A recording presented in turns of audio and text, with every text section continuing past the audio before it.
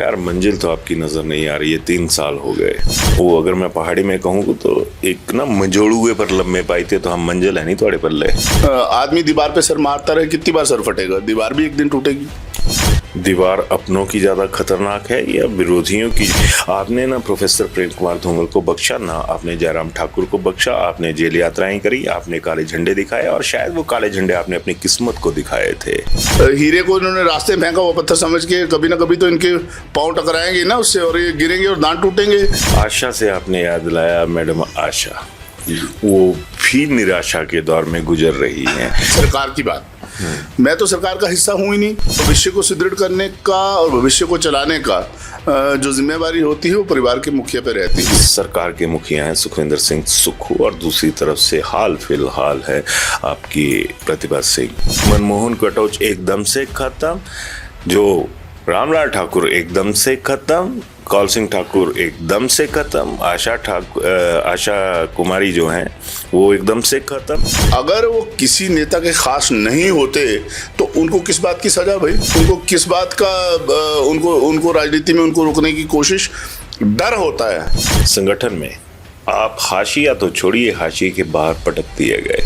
झारखंड, ठीक है, वहां पर आपके सपने खंड खंड हो गए। इंदौरा विधानसभा क्षेत्र है ना, हमेशा किसी ना किसी वजह से सुर्खियों में रहता है। और ऊना में बैठे जो सतपाल सिंह सत्ती है, कल वो विधानसभा में आपके इंदौरा की धज्जियां उड़ा के रख देते हैं कि यहाँ पर 15,000 पेड़ कट गए। हकीकत क्या है? तो कहीं आग लगती है तो धुआं निकलता है, उस आग की जांच होनी चाहिए। माइनिंग आपका सबसे बड़ा इशू। क्यों आप जो सत्ता पक्ष में बैठे लोग हैं, आपके मुंह पर वो कहो ना कि जिप लॉक क्यों कर दी गई है? जांच तो भैया अब सरकार में बैठे लोग करवाएंगे ना। मनमोहन कटोच की औकात क्या है? वहां पर एकदम से ना दो पद जो हैं वो दिए जाते हैं। मनमोहन कटोच के हिस्से में ना पदवी बची ना पद बचा। मैं तो कहूँगा कि 2 छोड़ के 6 दे, 8 दें, 10 दें, पूरी सरकार दे दें। ये पद इनका चाहिए भी नहीं। अब ये पद देते भी हैं तो नमस्ते दूर से है। माना जाए कि सरकार इन जो विषय हैं इस वक्त इंदौरा के, उसके प्रति गंभीर नहीं है। 2027 में कांग्रेस जीत पाएगी क्या? ये तो जो सरकार में लोग बैठे हैं उनसे सवाल किया जाए तो ज्यादा बढ़िया होगा। बेरोजगारों को किस मुंह से शक्ल दिखाएंगे आप लोग? जाके क्या किया बेरोजगारों के लिए? बचा तुम्हारा गलाया था, मैं भी गलाया, बेला को मारा है। तो जो बेला को मारा आरोप, जो उंगली खड़ी होती है नौजवान की तरफ, वो उंगली नहीं खड़ी होनी चाहिए। पेप्सी का जो प्लांट हमारे वहाँ, पेप्सी कोको कोला का जो प्लांट वहाँ लगा है, अबरून बेवरेजेस, उसमें मैक्सिमम जो हमारे नौजवान नौकरी पे लगे हैं वो सारे लेबर में हैं।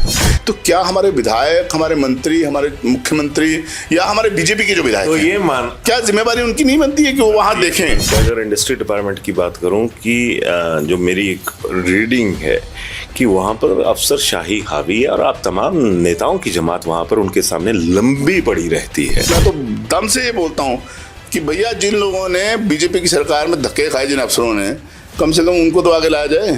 इस सरकार से सुखी हो या दुखी? मुझसे पूछोगे नेता कौन है तो मैं कहूँगा झट से राहुल गांधी। आप मुख्यमंत्री जी से पूछोगे आपका नेता कौन है, क्या बोलेंगे वो? राहुल गांधी। तो जब राहुल गांधी जो बोल रहा है भैया तुम वही नहीं कर रहे हो, तुम उसकी लाइन पे नहीं चल रहे हो, तो क्या कर रहे हो तुम लोग? कांग्रेस और यही सुखविंदर सिंह सुक्खू शायद आपसे ज्यादा संघर्ष सुक्खू भाई ने किया और आज उस जगह पे है। लेकिन मैं उसको ये सजा क्यों दूं कि मैंने संघर्ष किया है? सजा कौन दे रहा है? आपके सामने कौन दे रहा है? आप नहीं देख रहे सजा किसको मिल रही, कैसे मिल रही है और कौन दे रहा है? या तो मेरी किस्मत पे लिख दिया है नो, मेरे माथे पे नो लिखा हुआ है। अभिवादन स्वीकार करें, मैं उदय पठानिया। एक कहा जाता है ना कि सुख दुख चलती एक ही जो जिंदगी है उसके हिस्से होते हैं, लेकिन कुछ लोग ऐसे भी होते हैं जिनकी जिंदगी में दुख ही दुख होते हैं। सुख कभी आया होगा तो शायद याद ना होगा। और आज इसी किरदार के जो मालिक हैं मनमोहन कटोच और यूथ कांग्रेस के पूर्व प्रदेश अध्यक्ष भी रहे हैं, अभी मेरे साथ हैं। और मनमोहन जी ठीक हैं? जय हिंद भाई, कैसे हैं आप? मैं बढ़िया हूँ, आप सुनाएं? मैं ठीक हूँ भाई, बहुत बढ़िया, फर्स्ट क्लास। All well? बहुत बढ़िया। ऑल इज ऑल वेल या all is in the well? All is well. All is in the well नहीं, अभी तक कुएं में नहीं गए आप। ऐसा है भैया, आपने बोला दुख, में दुख तो कभी मनाया नहीं, बहुत बड़ी हूँ, आपके सामने बैठा हूँ। बिल्कुल, क्षेत्रफल आपका इतना ज्यादा बढ़ चुका है कि कहने की बात नहीं है। यही तो सियासत में आपका क्षेत्रफल नहीं बढ़ा, वो लगातार आपकी सियासत में जमीन जो हो कम हो गई, आपके शरीर का क्षेत्रफल बढ़ता जा रहा है। देखिए ऐसा है, जो आपने कहा, आप बड़े भाई हैं और आपने हमेशा मुझे आगे बढ़ाने के लिए प्रोत्साहित किया है। नहीं, मैंने नहीं किया। नहीं, आप रीजन बीइंग की फिर बोलना कि ये जाके शरारतें करता है और ये प्रोवोक करता है। ऐसा है, बड़े भाइयों को छोटा भाई कुछ भी बोल सकता है और हक रखता है, और हक रखने के कारण ही अपने हक को जताता है। मैं ये कहना चाहूँगा कि जो आपने दुख वाली बात कही, आपके माध्यम से, मीडिया के माध्यम से बार बार सामने आता हूँ, तो यही बताना चाहता हूँ विरोधियों को कि बहुत अच्छा हूँ, फिट हूँ और संघर्षरत हूँ, लड़ने को तैयार हूँ, लड़ता रहूँगा। फिजिकली तो फिट हो, वो भी कुछ बीमारियां ऐसी लगा दी आपको इस सियासत ने जो कि इस उम्र में नहीं होनी चाहिए थी, लेकिन पॉलिटिकली अनफिट क्यों हो गए आप? देखिए, मैं तो अनफिट नहीं हूँ, कोई समझे और कोई सोचे कि अनफिट हो जाए या अनफिट है, ये उसकी सोच, उसको मुबारक, लेकिन मैं बिल्कुल फिट हूँ और लीडर हूँ। ना तो कभी लीडर मेरे अंदर मरा है और ना ही भगवान करे कभी मेरे अंदर का लीडर मरे। और जो लड़ने की क्षमता अंदर है वो जीवन पर्यंत रहेगी, जब तक है जान, जब तक मेरे अंदर दम रहेगा तब तक लड़ता रहूँगा, संघर्षरत रहूँगा, उस मंजिल को पाने के लिए, उस मंजिल की ओर कदम हमेशा बढ़ाता रहूँगा। खैर, मंजिल तो आपकी नज़र नहीं आ रही है, 3 साल हो गए और जानिबे मंजिल जिसको कहते हैं उस तरफ तो नहीं है। वो अगर मैं पहाड़ी में कहूँ तो एक ना मंजोड़ुए पर लम्बे पाइते, तो हम मंजिल है नहीं थोड़े पल्ले। ये सोच हो सकती है, लेकिन मेरा मानना है कि 30 साल हो गए। 30 साल से राजनीति में पदार्पण करने के बाद, एक मध्यम वर्गीय परिवार से, आपकी तरह के परिवार से निकलने के बाद, संघर्ष का रास्ता चुनने के बाद, आज जहां भी मुकाम हासिल किया है, आपके साथ बैठने की अगर एक हक मिला है या एक कारण बना हूं, तो वो यही रहा है कि कोई ना कोई नाम कमाया है, अपने दम पे कमाया है, और मंजिल कभी ना कभी तो मिलेगी। आदमी दीवार पे सर मारता रहे, कितनी बार सर फटेगा, दीवार भी एक दिन टूटेगी। दीवार अपनों की ज़्यादा खतरनाक है या विरोधियों की? जिस तरह से बीजेपी के साथ आपको सियासत में पंगे लेने की आदत थी, आपने ना प्रोफेसर प्रेम कुमार धूमल को बख्शा, ना आपने जयराम ठाकुर को बख्शा, आपने जेल यात्राएं करी, आपने काले झंडे दिखाए, और शायद वो काले झंडे आपने अपनी किस्मत को दिखाए थे। मेरा मानना है कि वो मेरा कर्म था और कर्म हमेशा पे करता है, ये भी मेरा मानना है। रही बात अपने और बेगाने की, आपकी पीठ में छुरा हमेशा अपने ही मारते हैं। जो सेना पीछे चली होती है ना, वही आपकी पीठ में छुरा मारती है। और अपनों का भी गुनाह माफ़, अपने जो करते हैं वो करते रहें, भगवान उनको भी लंबी उम्र और ताकत दे। मैं यही चाहूँगा, जब ऐसे लोग ही नहीं रहेंगे कि जो मुझे आगे बढ़ने के लिए धक्का देते रहें, तो वो तो नीचे गिराने के लिए धक्का देते हैं, लेकिन मैं भगवान की कृपा से आगे ही बढ़ता हूँ और मुझे पूरी आशा है कि एक ना एक दिन वो आगे का मुकाम मैं हासिल करके रहूँगा। आशा से आपने याद दिलाया, मैडम आशा वो भी निराशा के दौर में गुजर रही हैं, और तमाम बीजेपी, माफ़ी चाहूँगा, तमाम कांग्रेस के नेता भी, अगर कहूँ सच्चाई कहूँ तो सच्चाई ये है कि वो निराशा के दौर में है।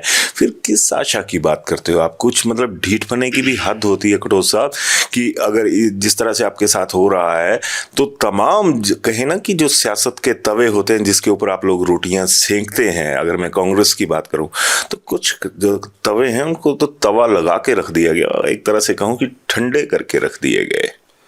ये ऐसा होता है, जैसे आशा कुमारी जी हमारी बड़ी नेता हैं, लीडर हैं वो भी, और अगर बड़े नेता साइड लाइन पे रहते हैं तो नुकसान हमेशा संगठन को होता है। परिवार के अगर चलाने वाले लोग, परिवार के लिए मेहनत करने वाले लोग कभी भी साइड लाइन हो जाएं तो मुश्किल परिवार के लिए भविष्य में आ जाती है। और भविष्य को सुदृढ़ करने का और भविष्य को चलाने का जो जिम्मेवारी होती है वो परिवार के मुखिया पे रहती है। परिवार का मुखिया मेहनती लोगों को आगे करता है या परिवार का मुखिया मेहनती लोगों को पसंद करता है, नहीं करता है, उस परिवार की तरक्की उसी के ऊपर डिपेंड करती है। अब आपने जो मुखिया होते हैं ना उनकी बात कर दी। सरकार के मुखिया हैं सुखविंदर सिंह सुक्खू, और दूसरी तरफ से हाल फिलहाल है आपकी प्रतिभा सिंह, है ना। तो इन जो मुखिया हैं इन्हें नज़र नहीं आ रहा है, क्योंकि जिस तरह से आपने तवे की बात करी कि उस तरह का है, तो क्या ये तवे इतने घस गए हैं? ठाकुर कौल सिंह का तवा घिस गया है, रामलाल ठाकुर का तवा घिस गया है कि भाई अब इनके ऊपर चपाती नहीं बनेगी, क्योंकि अगर रखेंगे इसके ऊपर हम चपाती डालेंगे तो वो जल जाएगी, क्योंकि अब इनका वो मोटाई जो होती है ना तवे की, वो बकाया नहीं बची है। क्या वजह होगी इसकी? देखिए, अगर ठाकुर कौल सिंह जी की बात करूं, रामलाल जी की बात करूं, आशा जी की बात करूं, जितने भी लोग हमारे सीनियर लोग हैं जो कांग्रेस पार्टी की धुरी रहे हैं और कांग्रेस पार्टी को चलाने में जिनका अहम भूमिका जिनकी रही है, कभी भी वो राजनीतिक तौर पे मैं नहीं मानता कि फेल हो सकते हैं। चुनाव हारना जीतना एक अलग बात है, लेकिन जो आपका कहने का जो तात्पर्य है, मैं ये कहूँगा कि इन लोगों की पूछ होनी चाहिए, इन लोगों को इनके एक्सपीरियंस का जो है उसको यूटिलाइज किया जाना चाहिए और इन लोगों को मौका ऐसा मिलना चाहिए कि पार्टी को आगे ले जाने के लिए इनके एक्सपीरियंस को, उसमें इनका एक्सपीरियंस का योगदान हो। ये बात तो सोचनी पार्टी हाईकमांड को चाहिए, पार्टी नेतृत्व को चाहिए। यहाँ तक रही सरकार की बात, मैं तो सरकार का हिस्सा हूँ ही नहीं, ना मैं विधायक हूं, ना मैं सांसद हूं, मैं तो सरकार का हिस्सा ही नहीं हूं। मैं तो अभी पार्टी की बात करूंगा। रही सरकार की बात, आपकी कहानी भुला दी गई, आपका किस्सा बना दिया गया। कहानी होती तो आगे चलती, किस्सा एकदम से खत्म, मनमोहन कटोच एकदम से खत्म, जो रामलाल ठाकुर एकदम से खत्म, कौल सिंह ठाकुर एकदम से खत्म, आशा कुमारी जो हैं वो एकदम से खत्म। तो फिर आप कौन सी कहानी नई गढ़ने की सोच रहे हैं आप लोग? मैं आपको स्पष्ट कर देना चाहता हूं कि राजनीति जो होता है वो कभी भी ख़त्म नहीं होता जब तक उसकी चिता का आखिरी जो वो होता है ना लकड़ी, वो बुझ ना जाए, ठंडी ना हो जाए, जब तक गंगा में हड्डियां प्रवाहित ना हो जाए, राजनीतिक आदमी जिंदा रहता है। और रही बात मेरी मनमोहन कटोच की, मनमोहन कटोच एक ऐसा पत्थर है जो रास्ते में पड़ा हुआ है। अगर नहीं यूटिलाइज हीरा है और हीरे को इन्होंने रास्ते में फेंका हुआ पत्थर समझ के, कभी ना कभी तो इनके पांव टकराएंगे ना उससे और ये गिरेंगे और दांत टूटेंगे। ऐसे लोगों को जो मेरी तरह संघर्ष कर रहे हैं, जिन लोगों ने पार्टी को बनाने के लिए, पार्टी को चलाने के लिए सदैव पार्टी के लिए वफादार रहे हैं, हस्तिनापुर के वफादार जो लोग हैं, उनकी पूछ तो होनी चाहिए। मैं नहीं बोलता मनमोहन कटोच को बड़ा बड़ा ओहदा दे दो, मनमोहन कटोच को बड़ी पूछ होनी चाहिए, लेकिन मेरी तरह जो पूरे हिमाचल में लोग हैं, जिन्होंने बुरे वक्त में पार्टी के साथ जो लोग खड़े रहते हैं, जो कांग्रेस को अपनी पहचान मानते हैं, कांग्रेस को अपना माई बाप मानते हैं और नेता अपने जो हैं राष्ट्रीय नेताओं को अपना नेता मानते हैं, अगर वो किसी नेता के खास नहीं होते तो उनको किस बात की सजा भाई? उनको किस बात का उनको राजनीति में उनको रोकने की कोशिश? डर होता है, और डर ऐसे ही लोगों से होता है जिन लोगों को ये लोग समझते हैं कि ये खत्म हो गए, लेकिन समय बताएगा। चलिए, समय क्या बताएगा, अभी तक तो आप ही देख रहे हैं, मैं तथ्य सहित बात कर रहा हूँ। संगठन में आप हाशिया तो छोड़िए, हाशिए के बाहर पटक दिए गए। अब उसका उदाहरण देता हूँ, झारखंड, ठीक है, वहां पर आपके सपने खंड खंड हो गए, क्योंकि आपके विधानसभा क्षेत्र से ही प्रभारी बन जाते हैं। जिस मनमोहन कटोच ने पूरा हिंदुस्तान नापा है, उसको नाप के रख दिया जाता है। देखिए, प्रभारी बनने का किसी को भी मौका मिल सकता है, कोई जाए काम करे, अच्छी बात है। पार्टी के लिए पार्टी का झंडा तो उठाए, पार्टी के झंडे का भार कितना है इतना तो किसी को पता लगना चाहिए। और आज तक पार्टी के झंडे का भार ही नहीं किसी को पता हो और वो सोचे कि मैं पार्टी का सब कुछ हूँ। हाँ, उनको ड्यूटी दी है, करें, अच्छी तरह से जिम्मेदारी निभाएं, पता चलेगा कि कितना काम करके आते हैं। मनमोहन कटोच ने तो पूरे देश में पार्टी का झंडा उठाया है, और जब मैं बचपन था मेरा, वो भी मैंने पार्टी को दिया, जवानी भी पार्टी को दे दी, अब तो मैं अधेड़ उम्र में जा रहा हूँ। हम लोग तो वही हैं, जिंदा हैं तो कांग्रेस के साथ, मर गए तब भी कांग्रेस के साथ, परिवार भी कांग्रेस के साथ थे, आगे भी कांग्रेस के साथ। हम तो कांग्रेस का ब्लड है। अब उनको भी पता चलना चाहिए, जिन्होंने कांग्रेस को, बड़ी अच्छी बात है, किसी को झारखंड भेजा है, किसी को पंजाब भेजा है, करें ना, वहाँ क्या करके आते हैं वो देखने वाली बात है। मनमोहन, इसी मुद्दे पे आ रहा हूँ, इंदौरा विधानसभा क्षेत्र है ना, हमेशा किसी ना किसी वजह से सुर्खियों में रहता है। और इस दौरान ऐसी चीजें आ रही हैं कि बॉर्डर लाइन पे आप ही की तरह ऊना में बैठे जो सतपाल सिंह सत्ती है, कल वो विधानसभा में आपके इंदौरा की धज्जियां उड़ा के रख देते हैं कि यहाँ पर 15,000 पेड़ कट गए। हकीकत क्या है? देखिए, सरकार को ये सोचना चाहिए कि इतने बड़े बीजेपी के नेता ने एक सवाल विधानसभा में कोड किया है, तो ऑन रिकॉर्ड है ऑन रिकॉर्ड है, और उन्होंने विधानसभा में इंदौरा की बात की है। पार्टी बीजेपी के वो अध्यक्ष रहे हैं, भाजपा युवा मोर्चा के अध्यक्ष रहे हैं, और बीजेपी के एक बड़े कदावर नेता हैं। उन्होंने अगर कोई प्रश्न किया है तो कहीं आग लगती है तो धुआं निकलता है, उस आग की जांच होनी चाहिए कि वाकई में इंदौरा में क्या हो रहा है, उसकी जांच तो माननीय सरकार मान लीजिए कि आरोपों की बात है, कल को कैसे सही साबित होते गलत साबित होते, लेकिन क्या ये आपकी जो सिस्टम है जो अभी कांग्रेस के बैनर तरह चल रहा है उसके मुंह पर थप्पड़ नहीं है क्या एक कि 15,000 पेड़ कट गए? आप उसी तरीके से देखें, आप जब भी बाढ़ आती है तो वहां पर जो स्लीपर्स हैं वो निकल कर सामने आते हैं और थोक में निकल कर सामने आते हैं। इसमें बीजेपी और कांग्रेस दोनों बराबर की जिम्मेदार है। आपके भोगरा में शायद भोगरा ही नाम है उसका, वहां पे एक नया घर टूट जाता है। माइनिंग आपका सबसे बड़ा इशू, क्यों आप जो सत्ता पक्ष में बैठे लोग हैं आपके मुंह पर वो कहो ना कि एक जिप लॉक क्यों कर दी गई है? क्या वहां पर आम लोगों का कोई दुख दर्द नहीं है? आप लोगों को अपने दुख दर्द नजर आते हैं, वहां पर जो माइनिंग की उसमें जा रहे हैं उनका कोई वो नहीं है? मैं आपको बड़े बेबाकी से कहना चाहूंगा कि मनमोहन कटोच 5 साल जो बीजेपी की सरकार थी उसमें ये आवाज उठाता रहा माइनिंग मैं मेरी बात अब कंप्लीट होने दे। मैं उठाता रहा सवाल, शायद तभी हमारी कांग्रेस को चुनने का मौका वहां के लोगों ने दिया, और उसके बाद जब हमारी सरकार आई तो तब भी पिछले 2 साल से लगातार माइनिंग हो, कटान हो, इंडस्ट्री जो गलत वहां लग रही है उसके खिलाफ बोलता रहा हूं और बोलता रहूंगा।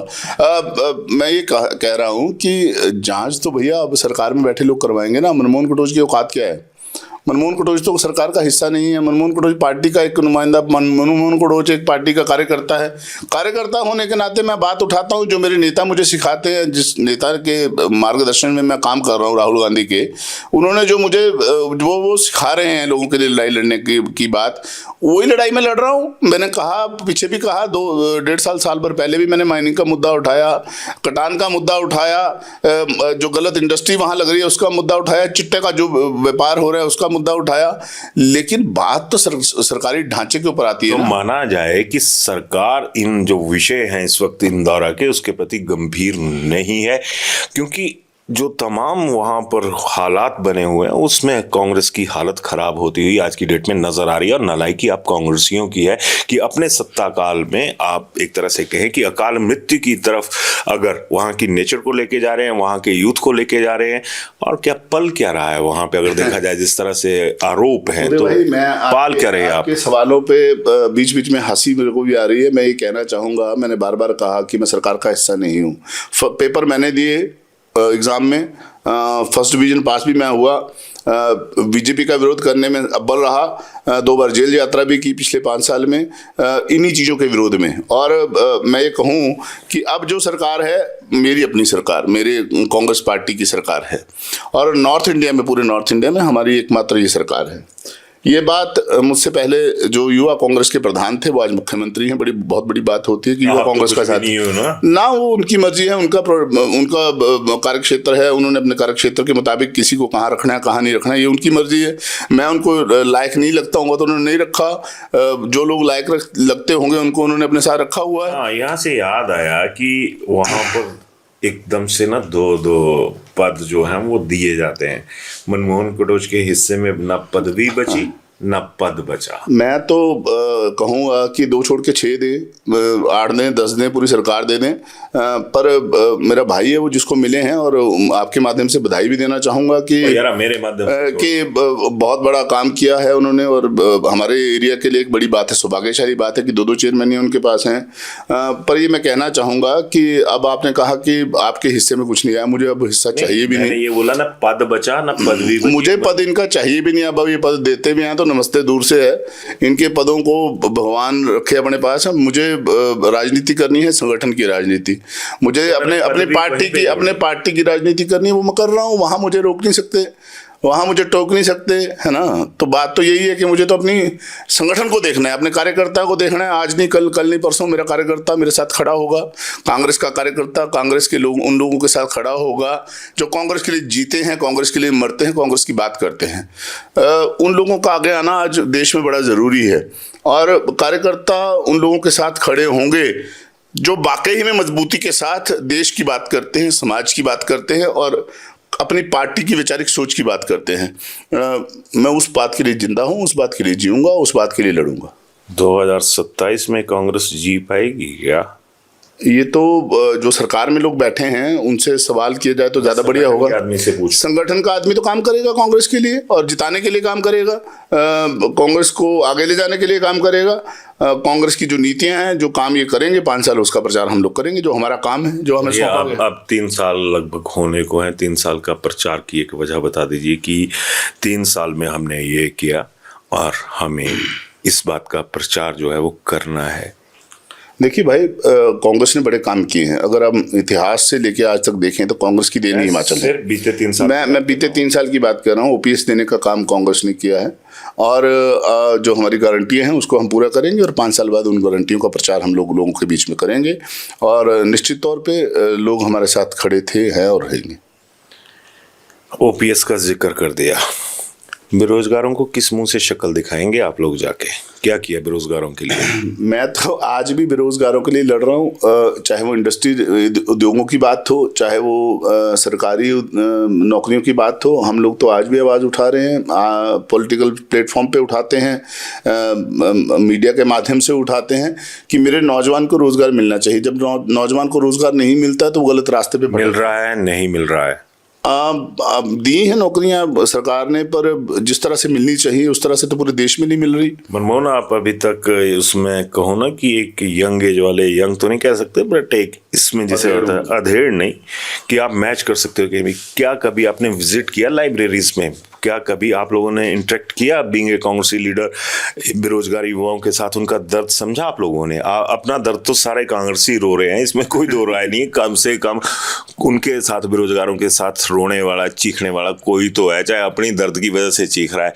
आपने क्या पता किया कभी इन चीजों का? हाँ, बहुत बार पता किया, बहुत से लोगों के साथ बैठने का मौका मिला और कई बार देखिए, जिस व्यक्ति ने पूरा शिक्षा का स्तर अपना अच्छी तरह से क्वालिफाई किया हो और जब उसको रोजगार नहीं मिलता तो तड़फ तो होती है उसके अंदर। मैं एग्जांपल कोट कर सकता हूं कि अगर 30 साल एक आदमी किसी संगठन और वैचारिक सोच के लिए जीता है, जब उसको रोजगार नहीं मिलता तो उसकी जो तड़फ होती है वही तो तड़फ आम आदमी की है। एक रोजगार, एक स्टेटस और एक समाज में जिम्मेवारी और एक इज्जत मान सम्मान तो रोजगार के बाद ही मिलता है ना। जब नहीं मिलता तो लोग तो बोलते हैं अपनी पहाड़ी भाषा है, तुहा खिलाया था, मैं भी खिलाया, बेला को मारा है। तो जो बेला को मारा आरोप, जो उंगली खड़ी होती है नौजवान की तरफ, वो उंगली नहीं खड़ी होनी चाहिए। कुछ ना कुछ रोजगार का सेटअप हर नौजवान को मिलना चाहिए। सरकारें इसके बारे में लॉन्ग टर्म में सोचें और बहुत बड़ी बात है ये है कि विजन की बड़ी ज़रूरत है आज के समाज को, हमारे समाज को आगे ले जाने के लिए। विजनरी लोगों की ज़रूरत है, विजनरी नेताओं की ज़रूरत है जो ये सोचे कि कैसे रोजगार उपलब्ध करवाया जा सकता है। ठीक है, कांग्रेस का चुनाव निशान क्या है? पंजा दिखाओ कैमरे पे। अब आपने बोला कि उंगली खड़ी करनी है, एक उंगली खड़ी करके दिखाओ कैमरे। 4 तो मेरे को आएंगी ना, 4 तो इस तरफ करके दिखाओ, ये लो, है ना? हाँ, 4, एक उंगली टूट गई, मतलब 4 उंगलियां टूट गई हैं आपकी, अंगूठा भी टूट गया। ये कहने की बात है। पार्टी बहुत मजबूत है और संगठन के लोग बड़े मजबूत हैं। ठीक है, कुछ समय के लिए ठहराव आ सकता है, पर उस ठहराव का मतलब ये नहीं कि हम रुक गए हैं, हम लोग मुड़ गए हैं, हम लोग खत्म हो गए हैं।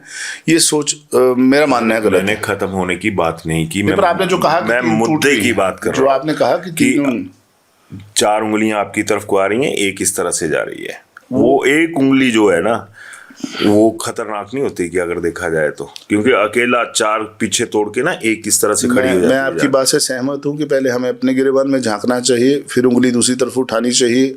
कोई भी मुद्दा उठता है, विरोधी कोई भी बात रखते हैं तो उस बात के ऊपर हमें गहन मंथन करना चाहिए। आपकी बात मान रहा हूँ। बीजेपी ने भी कोई बेरोजगारों के लिए बहुत बड़ी इतिहास नहीं रचा उन लोगों ने। तो कोई भी नहीं सोच रहा ना, मैंने वही कहा कि विजनरी नेताओं की जरूरत है। मैंने ये तो नहीं कहा कि कांग्रेस में। मैं बात कर रहा हूँ मनमोहन, मैं आपसे बात कर रहा हूं कि आम आदमी, मैं उनकी बात कर रहा हूं। बीजेपी की परवाह नहीं करता, कांग्रेस की परवाह नहीं करता, क्योंकि इन लोगों ने कुछ नहीं किया है। आज की डेट में एक वोट बैंक बना के रखा है सब लोगों ने।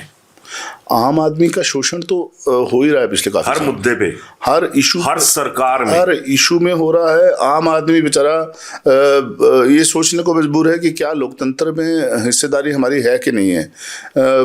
आम आदमी के मन की बात, आम आदमी के दिल की बात रेडियो टीवी पे सुनने से नहीं हल होगी। आम आदमी के मन की बात को जानने के लिए उसके मन को जानना पड़ेगा। आपने पीएम मोदी पे हमला कर दिया, वो कम से कम कम्युनिकेट तो कर रहे होंगे, चाहे वो मजाक बन रहा है आज की डेट में, मन की बात अपने मन की सुना दो, दूसरे की मत करो। आप लोग जो उनके विरोधी हैं, दुर्विरोधी हैं, आप लोग कौन से मन की बात करे जा रहे हैं? अगर हिमाचल की बात करूं, वो कौन सा मन है? देखिए भाई साहब, बहुत बड़ी बात कहना चाहूँगा। पीएम मोदी ने मन की बात की, बड़ी अच्छी बात है। लोगों को मन की बात को जानने की उन्होंने कोशिश की। मन की बात को हर नेता को जानना चाहिए, लेकिन उसके पीछे विजन क्या है, हम आगे क्या करेंगे, बात वो होती है। सब सारे ये बोलते हैं कि ये गलत हो रहा है, इसका हल होना चाहिए, लेकिन हल क्या है उसके ऊपर बात आनी चाहिए। अब आप बेरोजगारी की बात कर रहे हो। बेरोजगारी के लिए हमें स्मॉल स्केल इंडस्ट्री के ऊपर ध्यान देना पड़ना, हमें नहीं दे रहे हम लोग। मैं बड़े आगे आके ये बात कहना चाहूँगा कि हम लोग स्मॉल स्केल इंडस्ट्रीज़ के ऊपर ध्यान नहीं दे रहे। हम लोग जो इंडस्ट्रीज़ यहाँ हिमाचल में आती हैं उनको क्लियरेंस के लिए कितना भटकना पड़ता है। आज नहीं, ये पुश्तों पुरानी बात है, कितना भटकना पड़ता है। उसके लिए हमने नियम ऐसे नहीं बनाए कि जल्दी उनको परमिशन मिले, जिनको सब्सिडी मिलनी चाहिए सब्सिडी मिले। और हिमाचल के नौजवान को रोज़गार मिल रहा है, नहीं मिल रहा है, कौन यहाँ रोज़गार कर रहा है, उसके ऊपर हमने पैनी नज़र नहीं रखी। ये बातें तो है ही हैं। और इन बातों को सॉर्ट आउट करने के लिए जो हमारे मिनिस्टर्स हैं, हमारे चीफ मिनिस्टर हैं, उनको, और हमारे बाकी के नेता एमएलए हों, चाहे हमारे हों, चाहे बीजेपी के हों, चाहे किसी और पार्टी के हों, उनको जाना चाहिए और पर्सनल विजिट करके देखना चाहिए क्या हिमाचलियों को रोजगार मिल रहा है। अब मैं एक एग्जांपल कोट करना चाहूँगा। पेप्सी का जो प्लांट हमारे वहाँ, पेप्सी कोको कोला का जो प्लांट वहाँ लगा है, अबरून बेवरेजेस, उसमें मैक्सिमम जो हमारे नौजवान नौकरी पे लगे हैं वो सारे लेबर में हैं। हमारे यहाँ का नौजवान IIT है, हमारे यहाँ का नौजवान MBA है, MCA है, BTech है, लेकिन उनको नौकरी नहीं मिलती है। और नौकरी किसको मिलती है? कौन सी मिलती है? लेबर क्लास की। और ठेकेदार उसके ऊपर कौन है? ठेकेदार आया हुआ है पठानकोट से, ठेकेदार आया हुआ गुरदासपुर से, ठेकेदार आ रहा है मुकेरियां से। तो क्या हमारे विधायक, हमारे मंत्री, हमारे मुख्यमंत्री या हमारे बीजेपी के जो विधायक तो हैं, ये क्या जिम्मेवारी उनकी नहीं बनती है कि वो वहां देखें? मनमोहन कटोच आवाज उठा रहा है, यार बोल रहा है, बोलने दो यार, पागल है ये बोलता रहता है। जो भी बात, मैं आपकी बात नहीं कर रहा हूँ, जो बंदा सही बात आजकल हमारे समाज में करता है उसको तुरंत एक बात बोल दी जाती है, ये तो ब्लैकमेलर है, ये आवाज उठा रहा है तो पैसे खाने के लिए उठा रहा है, या ये पागल है। तो ये जो बातें फैलाई जाती हैं, भ्रम, और भ्रम कौन फैलाते हैं? जो लोग पावर को यूटिलाइज कर रहे हैं, पावर का मजा ले रहे हैं, वो लोग इस बात को फैलाते हैं, इस भ्रम को फैलाते हैं। ये नहीं मानते हमारा नेता कौन है। आप मुझसे पूछोगे मेरा नेता कौन है, मैं एक मिनट, मुझसे पूछोगे नेता कौन है तो मैं कहूंगा झट से राहुल गांधी।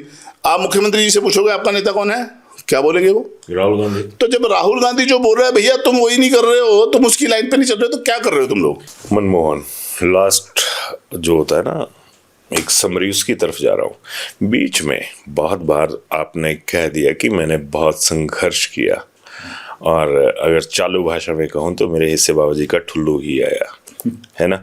लेकिन शायद कहीं आपके संघर्ष में कमी रही होगी। यही कांग्रेस और यही सुखविंदर सिंह सुक्खू शायद आपसे ज़्यादा संघर्ष सुक्खू भाई ने किया, और आज उस जगह पे हैं। तो आपका संघर्ष कहाँ पे पिटा?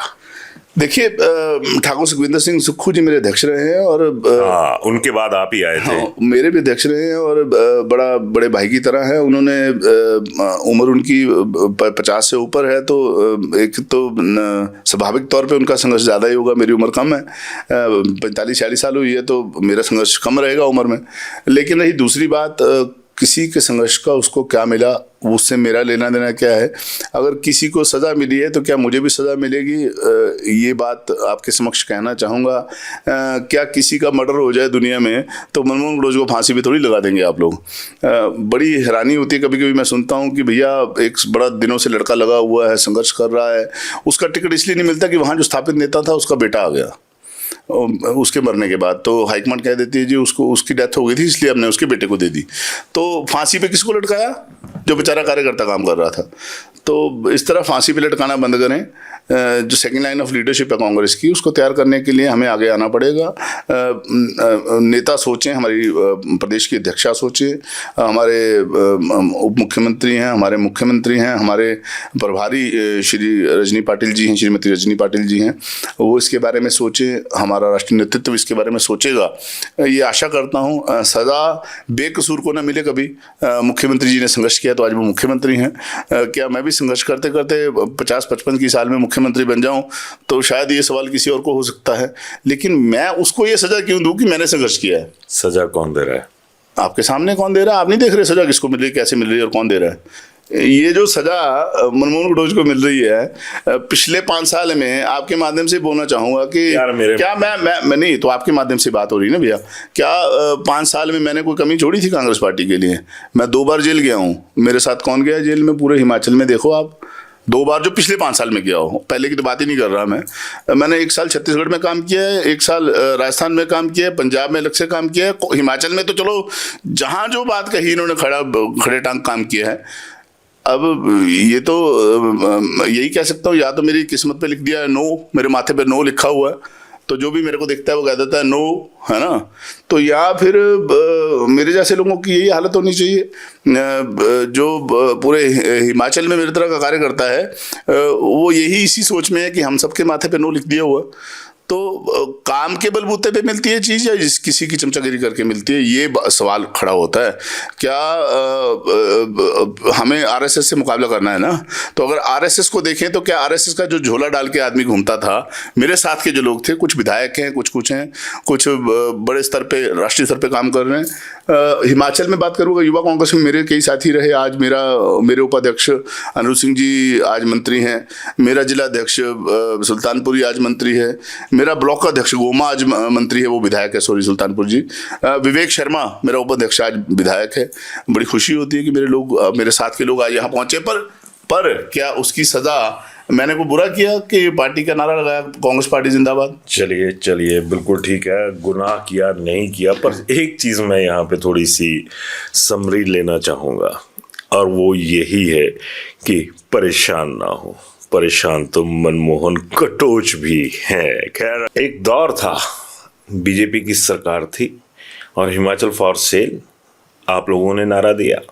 उसके बाद अब एक और फिर चलाया कि बीजेपी की तमाम सरकारें पंजाब के जो लिंक्स हैं उन्हें फ़ायदा पहुंचाती हैं।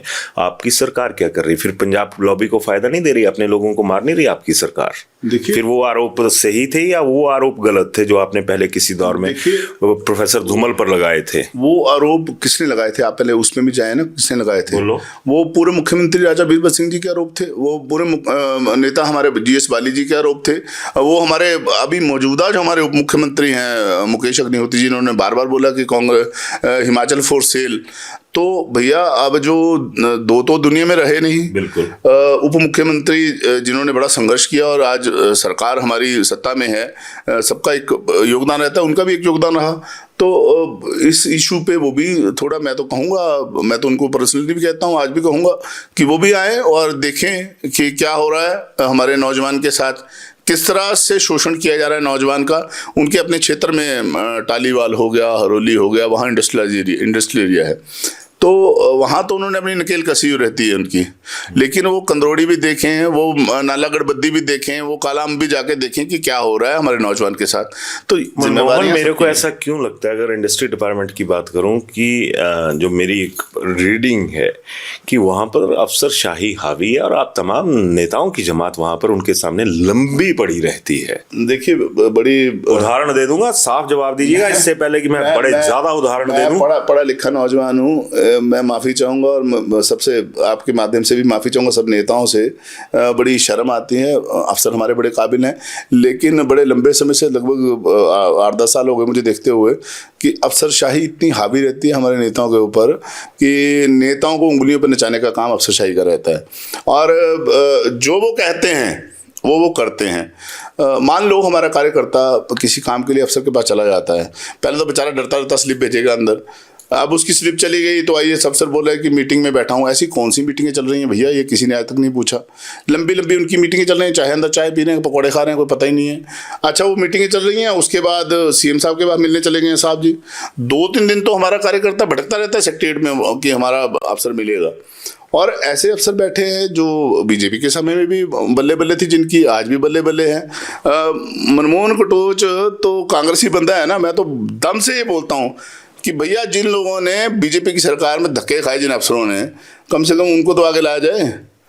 आप उन्हीं को लेकर ढोते रहोगे जो 5 साल पहले भी मलाई खा रहे थे, मजे लूट रहे थे, जिनको पता तिजोरी की चाबी कैसे घुमानी है, वो घुमा रहे हैं, मजे लूट रहे हैं, और कोड डिकोड उनको पता कैसे करना है। मैं उस बात का विरोधी हूँ। उसकी सजा मुझे जितनी मिलनी है मिल रही है और आगे मिलेगी, मुझे पता है। लेकिन जो अफसर मजे लूट रहे हैं भैया, उनके कान नाक को जो खोलने के लिए उंगली देनी पड़ेगी, तो मैं अकेला थोड़ी दे पाऊंगा। मैं तो आपके माध्यम से पूरे हिमाचल के हमारे कार्यकर्ता हैं, उनसे भी मांग करूंगा कि उठे चले, एक बार कर ले इनका हिसाब, एक बार बात कर ले भैया क्या करना चाहते हो। हमारा कार्यकर्ता आता है, ट्रांसफर करवाता है, सीएम साहब अप्रूव कर देते हैं नोट, वो घूमता रहता है, वो फिर वापस भेज देते हैं। अरे एक ट्रांसफर 6-6 बार नोट वापस जा रहा है, क्या कर रहे हो भैया। सीएम के ऑर्डर है, सीएम ऑर्डर कर रहा है, बड़ी हैरानी की बात है, वापस जा रहा है नोट। एक बार नहीं जा रहा है, 10-10 बार जा रहा है। मैंने वोट मांगे हैं लोगों से, कांग्रेस के लिए मांगे हैं। मैंने कांग्रेस कार्यकर्ता का काम कराना है। मेरे साथ कईयों ने, जब मैं युवा कांग्रेस अध्यक्ष था, कईयों ने डंडे खाए, कई बेचारे मेरे साथ जेल गए, कईयों ने नारे लगाए, कईयों ने अपना सब कुछ निछावर किया कांग्रेस पार्टी के लिए। आज मुझे वो काम बोल देता है कोई, तो बड़ी मुश्किल हो जाती है। अफसर बेचारे इतना घुमाते हैं, फाइल आ रही है जी, उसकी फाइल चल रही है जी, 2.5 साल से फाइल ही चल रही है कि क्या। लास्ट सवाल आपके साथ मेरा, इस सरकार से सुखी हो या दुखी? देखिए, दो ऑप्शन दिए हैं मैंने। कांग्रेस का कार्यकर्ता होने के नाते, कांग्रेस का एक जाना पहचाना चेहरा होने के नाते मैं बड़ा सुखी हूँ, बड़ा शुद्ध तौर पे सुखी हूँ। लेकिन जब मेरे नौजवान की बात आती है, मेरे क्षेत्र में हो रहे बड़े डैमेज की बात आती है, प्रदेश अध्यक्ष रहे हो, प्रदेश स्तर पर प्रदेश स्तर की बात करना चाह रहा हूँ, मैं उसके ऊपर भी आ रहा हूँ। जब मैं देखता हूँ कि आपदा मनाली में आई है, जब मैं देखता हूँ मंडी में आपदा आई है, जब मैं देखता हूँ रामपुर में आपदा आई है, लोग मर रहे हैं, हमारे पास उसको रोकने का कोई साधन नहीं है, तो उस साधनों को हम क्यों कैसे नहीं बना पाए इतने सालों में, उस चीज़ को देख के मैं दुखी होता हूँ। और निश्चित तौर पे हर व्यक्ति दुखी होगा इन चीज़ों को देख के। सिस्टम से, सरकार देखिए, जिम्मेवारी तो दो ऑप्शन एक तो भगवान ने हो या सरकार से। एक तो भगवान ने हमें हिमाचल को, भगवान को बख्श दो, 2-3 साल में रुलाया है। जमीन पे सिस्टम है ना, उसकी बात मेरा पूरी बात सुन लें आप। एक तो भगवान ने हमें 2-3 साल में रुलाया है, और एक जो सिस्टम है, जिस अफसरशाही के ऊपर मैंने उंगली उठाई है, माफ़ी चाहूँगा अफसरों से भी, लेकिन जो उंगली उठाई है वो बड़ी बेबाकी से कहना चाहूँगा कि सिस्टम बड़ा नचा रहा है नेताओं को। आने वाले समय में नेताओं को इस बारे में सोचना चाहिए कि अफसर चलाएंगे सरकार को, या आप सरकार चलाते हुए उस चीज़ का अंग बनेंगे जो गाड़ी लोगों को ढोके ले जाती है। तो अंग बनने के लिए तो आपको विजनरी बनना पड़ना, अंग बनने के लिए तो आपको जुझारू बनना पड़ना, अफसरों के ऊपर नकेल डालनी पड़नी, जो बेबाकी से बातें रखने वाले लोग होंगे उनको आगे लाना पड़ना। नहीं लाओगे तो ऐसे ही चलेगा। और कुछ लास्ट में भाई आपका बहुत बहुत धन्यवाद। आप लोगों के कारण ही आज राजनीति में शायद एक जिंदा रहने का, कहीं ना कहीं बोलने का मौका मिलता रहता है।